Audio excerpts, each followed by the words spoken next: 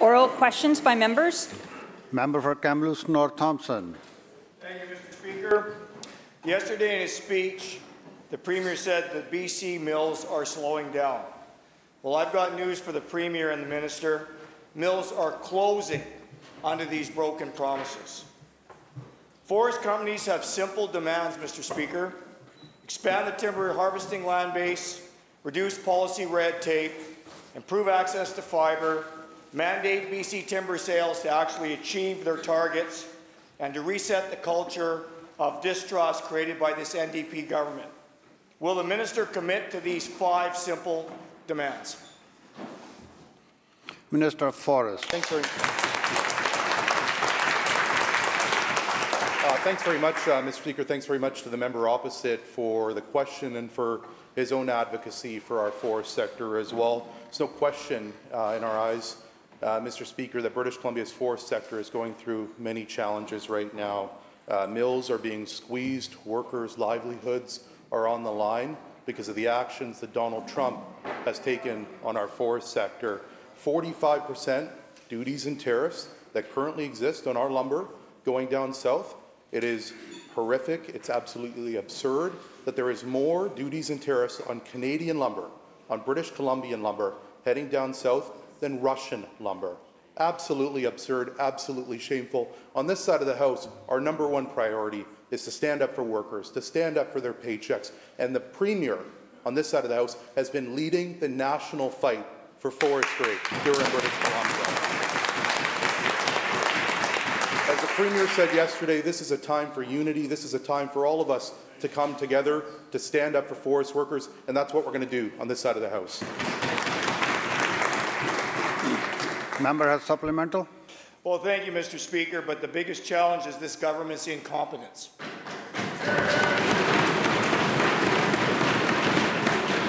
While the minister plays dress-up, I've bled for this forest industry.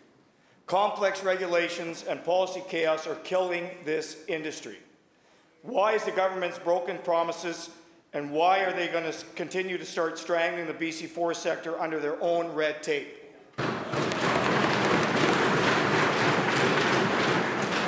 Minister.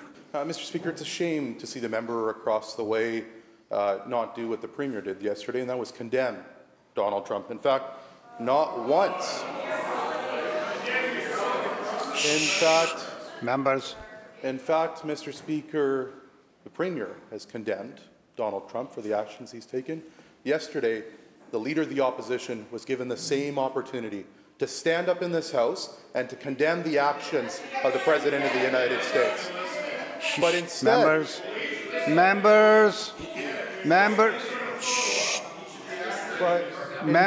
Mr. Speaker, we have a Leader of the Opposition. Members, you can raise your point of order later on. Please. But instead, continue. Mr. Speaker... Minister will conclude. Trying to, Mr. Speaker. Instead, we had a Leader of the Opposition that stood up in the House yesterday, and instead of condemning Donald Trump, he defended Donald Trump throughout his speech. On this side of the House, we know whose side we're on. We're on the side of Canadians. We're on the side of British Columbians. We're on the side of forestry workers here in British Columbia. We're going to fight like hell for their paychecks every single day.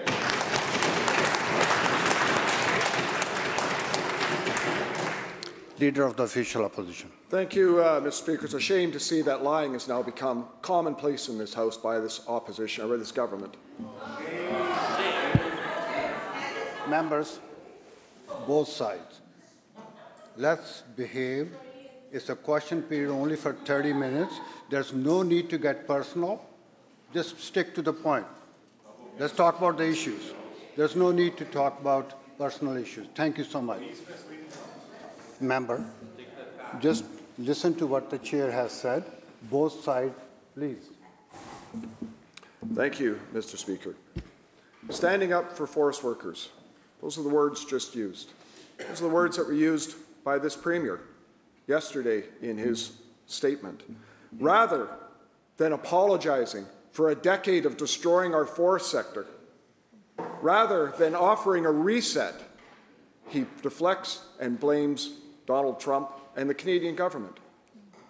Yes, I condemn Donald Trump's actions. I did yesterday, and I will continue to do that.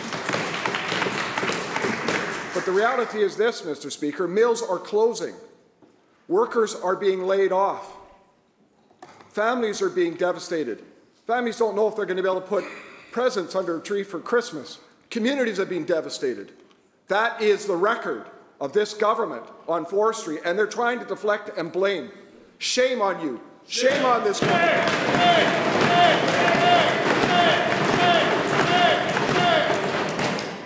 So a simple question, Mr. Speaker, through you to the Premier. Will this Premier admit that under his watch, this government has overseen a more than 60% reduction in the forest sector, the greatest demise of our forest sectors in BC's history?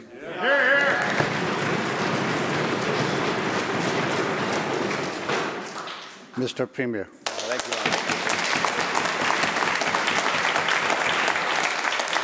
Our government will always stand up for forest workers, stand up for workers across this province. But how quickly the member across the way forgets his time in government.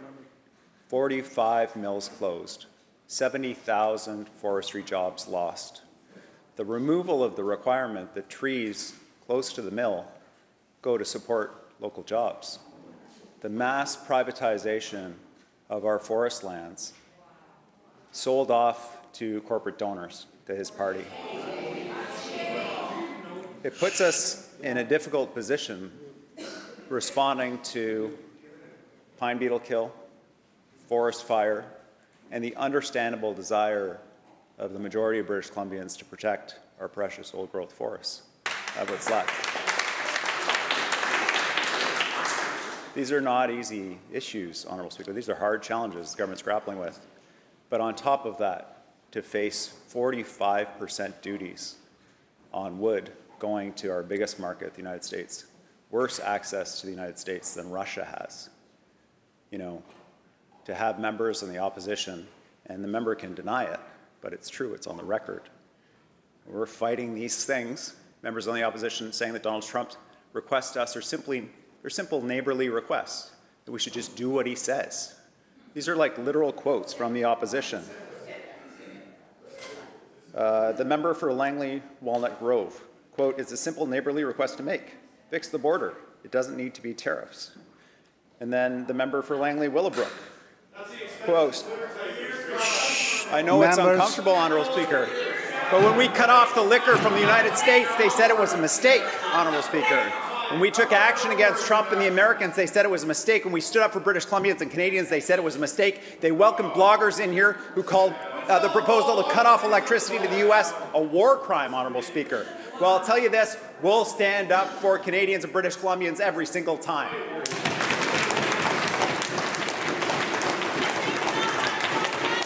Leader of the Official Opposition, supplemental. Thank you, Mr. Speaker. Well, the Premier's idea of standing up for British Columbians is to see 70,000 of them leave last year, to see the worst economic conditions this forest sector has ever seen since 1981-82 devastation. That is his record on this. He likes to talk about the past. From 2009 through to 2017, when they took power, more than 30,000 jobs were added to this sector. All of those and much, much more have now been lost. And I can tell you something. This government stood in a place like Merritt and said, mills like this will never close. And yet they've closed.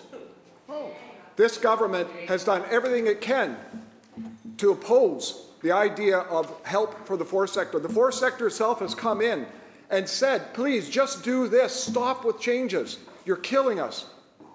Year after year, and zero response from this government, except for more problems, more delays. They can't get permits. They can't get through a process. This government says he's standing up for forest workers. Well, I tell you what the steel workers have actually said about this is we are sick and tired of bridges to retirement. We want jobs. We want our mills open. That's what they want.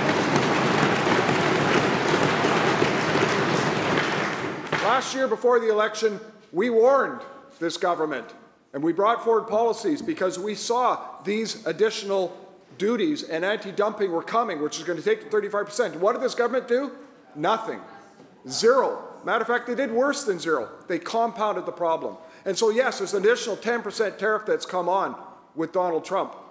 But the reality is, this softwood lumber problem has gone on under their entire time, and they've done nothing. Except for one thing I will say about this, Mr. Speaker. They did go and talk to the forest workers. They did go and talk to the union down in the United States and brought home a $650,000 check that I'm sure they're embarrassed to have given them, given the devastation they've delivered on that money that went to the NDP. So my question, quite frankly, is this simply to the Premier. Same question as I just asked. Will the Premier admit that this is a challenge that has been now created under his government? And will he commit to a reset? He's promised 45 million cubic meters. We're not even going to be able to cut 30 this year. Why is he misleading this forest sector? Actually come true with them and offer some hope instead of blaming others. Yes. Here, here.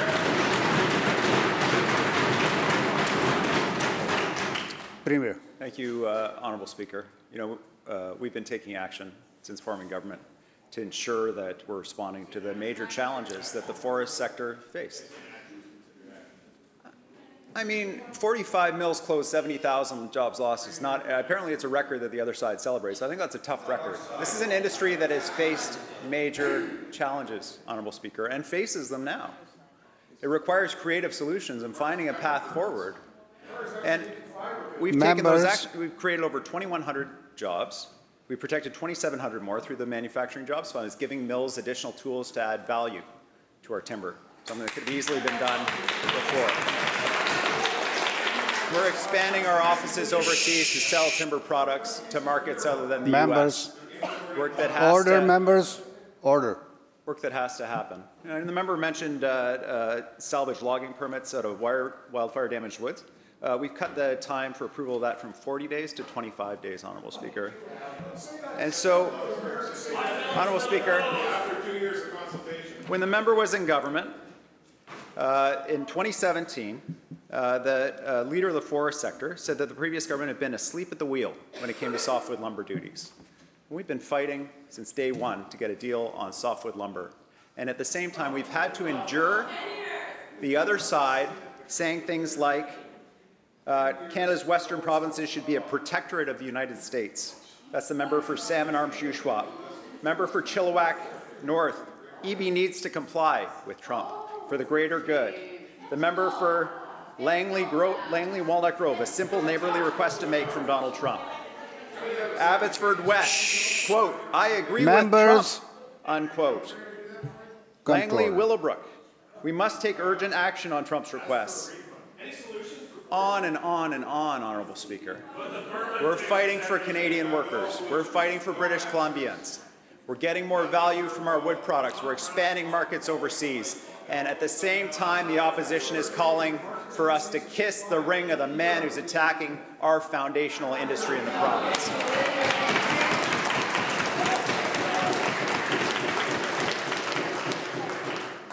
Members, let's be a little bit courteous. When a question is asked, no one should be interrupting. When the answer is provided, equally, no one should be interrupting. Leader of the third party. Thank you, Mr. Speaker. I'm going to try and bring the temperature down a bit by asking about education, something I think we can all agree on. It's clear we're in a period of austerity leading to broken election promises. I won't list them all, Mr. Speaker, but one of the most concerning is this government's broken promise to educators. School districts are cutting staff, education assistants and teachers are stretched to their limits, and every year the share of our provincial budget that goes to K-12 education gets smaller and smaller. We're in the midst of a youth mental health crisis, but the counsellors this government promised in every school last election are still missing. So are the education assistants who support students with learning needs. Teachers have been without a contract since June, and based on the current situation with the BCGEU and PEA, British Columbians should prepare for a teacher's strike. Mr. Speaker, as I said, reliability. A reliable government invests in the future, especially in setting up the next generation for success. Instead, this government continues to make decisions reactively. Through you, Honourable Speaker, to the Minister of Education, will this government keep its promises to our province's educators? Minister of Education.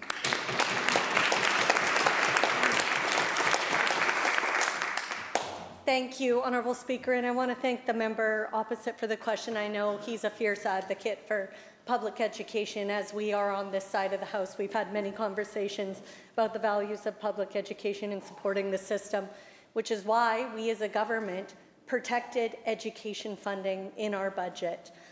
In light of very difficult times fiscally around the globe and here in Canada, we made the choice here in British Columbia to not only protect our education budget, but also to increase it by $319 million.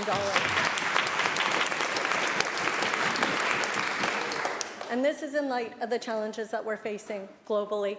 I want to assure the member that we're working closely with all of our partners in the K-12 sector to meet our promises to educators. We have the K-12 workforce table, which is actively working on these commitments, like counselors in schools. We continue to work with the TF, we continue to work with CUPE, with BCGU, with all of our union partners and all of our sector partners to make sure that we are meeting the demands of the K-12 sector and supporting our kids and our staff in that system. Thank you. Member supplemental. Thank you, Mr. Speaker. To clarify, I understand that the budget is protected, but what I was saying is the proportion of public money we spend on education is less and less. The government says it values public education, but the funding model for BC schools hasn't been updated since 2002. Instead, life is more expensive and families are being forced to make difficult choices about where to spend their money.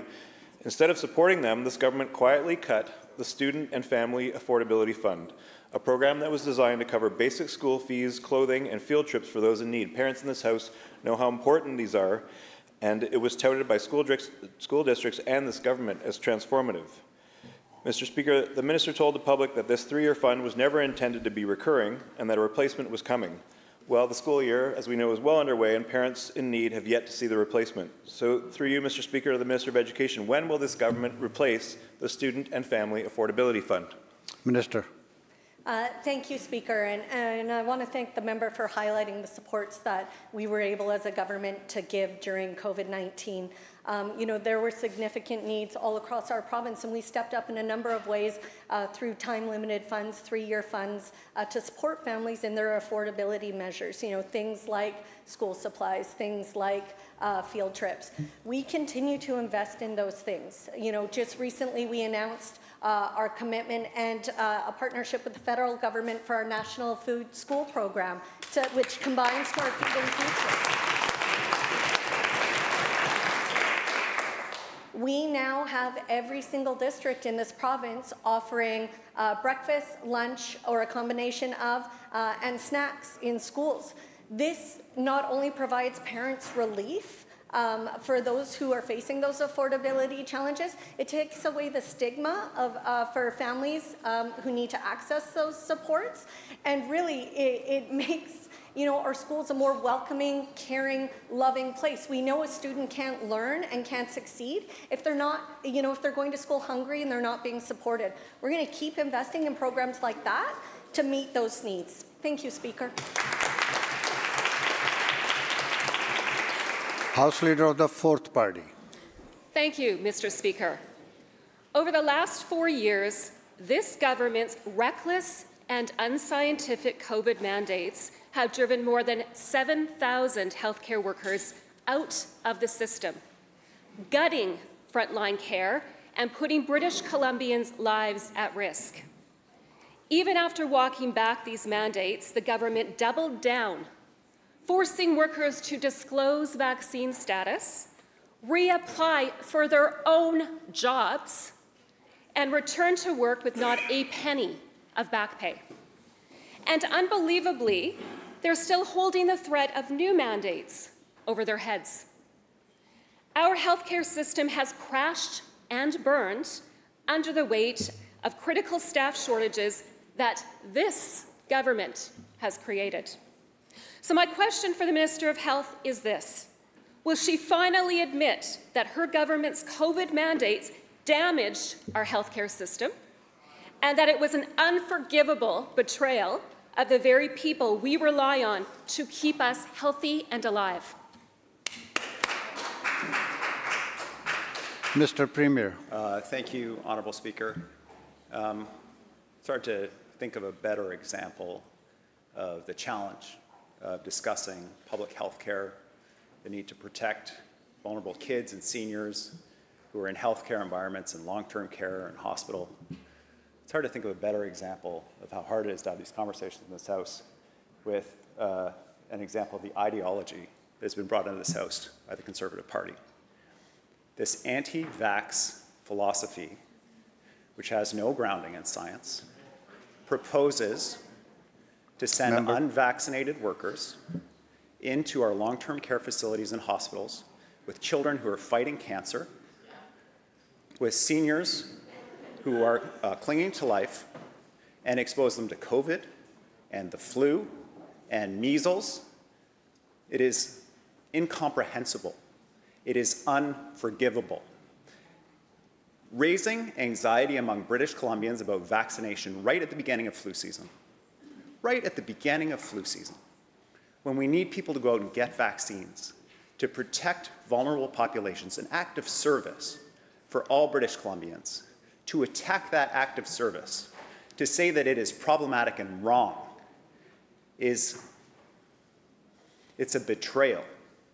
And that ideology was brought into this House by the Conservative Party, and I think they owe British Columbians an apology.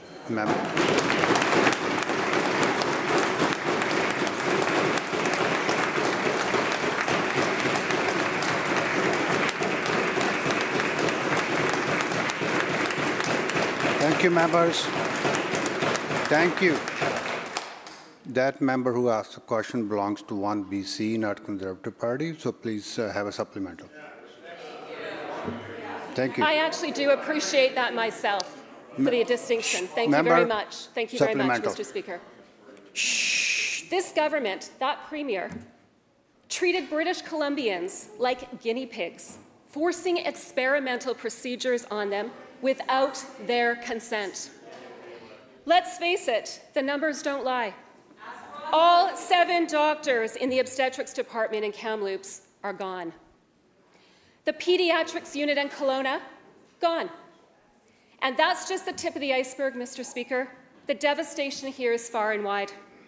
So if the Health Minister and the Premier is expecting an applause for the careers wrecked and the lives upended by these unscientific mandates, well, they won't be getting that from me. I stand in this House for the voice of those who don't have a voice here, the thousands of healthcare workers this government cast aside. Here's one other question that deserves an answer. Maybe I can get it. Will the Premier himself apologize to the healthcare workers whose lives were derailed by this government's punitive COVID policies?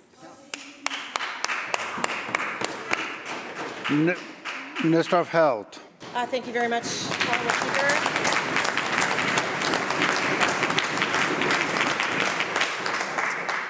This government will always follow scientific, evidence-based policies and the advice of experts in our medical system. Mr. Speaker, this government will always put patients first.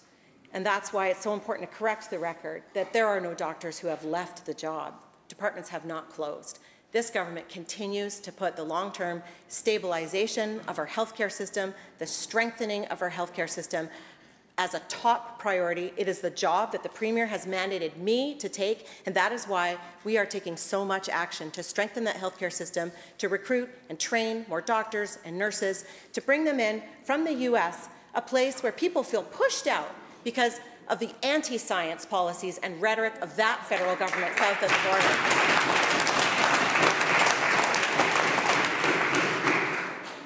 Mr. Speaker, we're going to continue to do this work, regardless of what members of the Fourth Party think. Thank you. Member for Boundaries, Milkameen. Interfor and Grand Forks mill is now closed indefinitely, leaving hundreds of families in my community in limbo. Industry has warned this government about fibre shortages, overlapping policy chaos, and the lack of progress for years. Will the Premier go to Grand Forks, look the people in the eye, and explain how they will pay for their bills and put Christmas presents under the trees this Christmas? Minister of Forests. Minister. Thanks very much, Mr. Speaker. And please continue. Wow, Mr. Speaker. Just before Thanksgiving, the workers in Grand Forks got devastating news. I think we should respect that news that they got and talk about it in a respectful way while the opposition continues to heckle. Let's talk about that news. They got the call that impacted their livelihoods. The member opposite talks about the impact on Grand Forks. I also talk about the impacts in Chase, British Columbia, with the Adams Lake Division. I've had conversations with the mayor regularly of Grand Forks. In fact, my colleague, the Minister of Local Government, was on the ground meeting not only with the mayor, but with workers and with industry as well to talk about the impact of Donald Trump's tariffs are having on that sector. And the members opposite don't seem to like it when we are standing up to Trump because they like to defend Trump. Let's hear directly from the mayor himself, Mayor Baker, who I might add is in Ottawa right now fighting alongside us for our forest sector. He said, and I quote, "I've spoken to the mill manager who said due to the current market conditions and another 10% duty on softwood lumber, bringing it to 45%, the mill has shut down indefinitely." And I'll take it to another level, Mr. Speaker. This is coming directly from the CEO of Interfor, and I quote, Ian Fillinger, "We continue to believe that long-term industry stability cannot be achieved without a durable and fair resolution on the Canada-U.S. softwood lumber dispute," unquote. We are working hard on this side of the House to ensure that we can have a strong, sustainable, robust forest sector that delivers the certainty and predictability that industry and workers are looking for. But we cannot resolve that with 45% duties and tariffs, more duties and tariffs on British Columbia, the second largest exporter of softwood lumber in the world, than there is on Russia. On this side of the House, we're going to keep standing up for our forest workers. We're going to keep standing up for those workers in Grand Forks.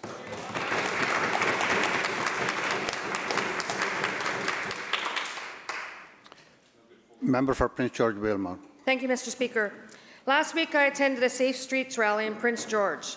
Unlike the Premier and his ministers, over 1,000 people packed into an arena, pleading for help as street disorder and violence crush their livelihoods. One downtown business owner broke down in tears and said, quote, "I give up. I don't know if I can keep going." Will the Premier agree to meet with the business owners of Prince George and find a solution? Yes or no?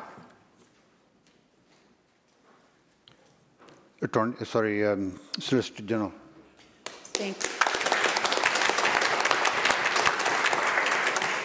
Thank you very much to the member opposite for the question. And we appreciate and understand the concerns of Prince George residents, of business owners. The Minister of State for Community Safety and Integrated Services has spent time in Prince George with mayor, with council, and with business owners. And I know that we all have the same goal, which is to keep people, businesses, and communities safe. That's why our government is taking real action to support police in doing their vital work on our streets.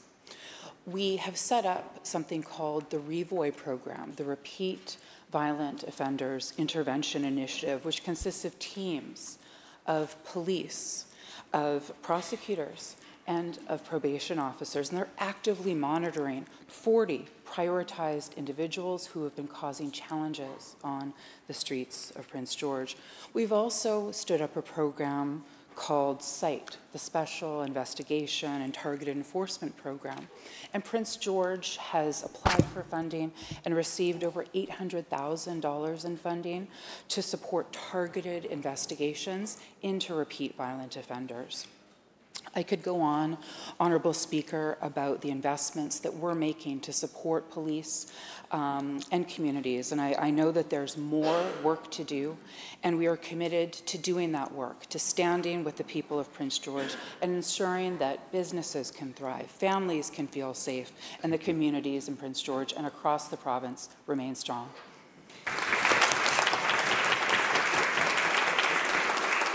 Member for Abbotsford South. Thank you very much, Mr. Speaker. So let's just recap today. We have an NDP government that is destroying confidence and hope in every corner of our economy and every corner of British Columbia. We have the forestry industry, once the backbone of this province, closing. Mill after mill after mill. And the kiss of death is when the photo op king shows up at your mill. I'd be very worried. Small businesses are buckling, Members, pleading for help. We just heard in Prince George, over 1,000 people, 1,000, pleading for help from the chaos that this premier caused with its "lest hands out drugs for free" policy. Crime is rampant. Businesses are buckling. Homeowners don't even know if they still own their homes because this government sat on its feet and did nothing. Investors are vanishing, running for the hills, running for anywhere they can actually make a profit because they can't do it in British Columbia anymore due to this government's incompetence. But yet, what does this government do, Mr. Speaker? They blame everybody else but themselves. They talk about other side when we were government. Hey, here's a news flash. We haven't been in government yet, but you watch, we soon will be. We can even hear the chants. Question, Mr. member. Speaker, I have a question. The chants outside every day as disgruntled BCGEU members don't know whether they'll be able to put Christmas gifts underneath their trees because this government sat on its hands for over 6 weeks. We got families begging for relief. Question, and what do we member. get from this side of the government? Question, member.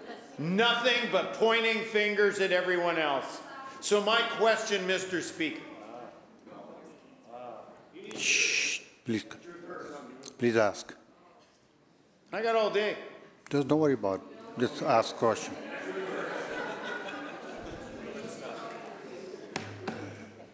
My question, Mr. Speaker, to this Premier, the Premier of inaction. Come on.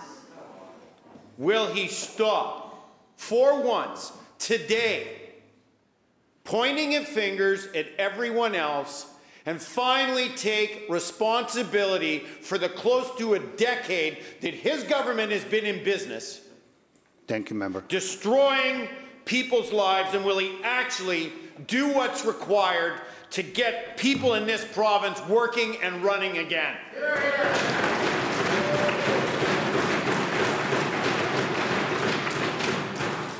Mr. Premier. Thank you, Honourable Speaker, and thank you to the member for the question. This is it's a hard time for Canadians, for British Columbians. Lots of people are struggling.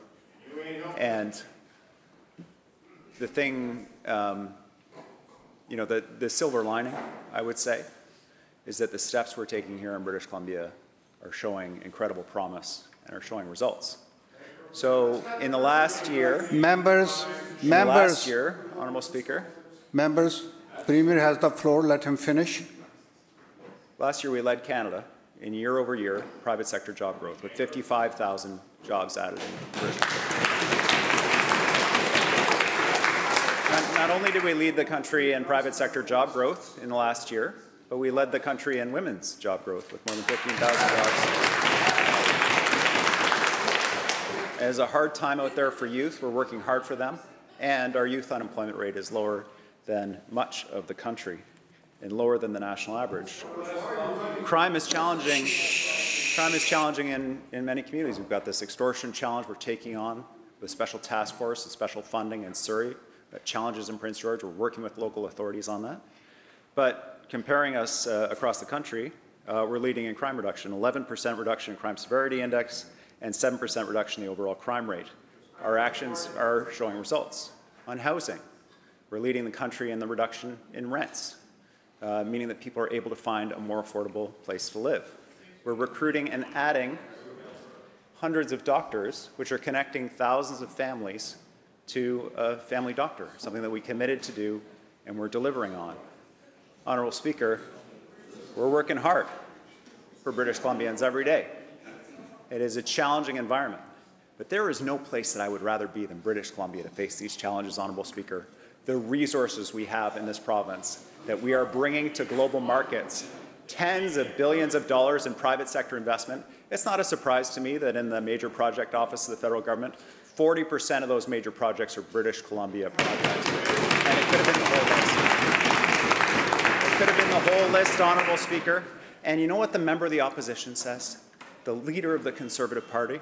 He says put all the discussions with First Nations on hold, which means putting every major project on hold, which means putting tens of thousands of jobs and billions of dollars in prosperity, not just for British Columbia, but for the whole country on hold. What is he doing? Entering private discussions with the Premier of Alberta to undermine the oil tanker ban off the coast that enables us to do this work. He wants our economy to fail. I don't know why. We're standing up to grow our economy, create jobs for people, create prosperity for families. We are delivering. We got a lot more to do, but we will do it. And we'll make sure British Columbia leads this country's economy into the future, we promise. And we're going to stand on our own 2 feet, Honourable Speaker. Thank you. The bell ends the question period.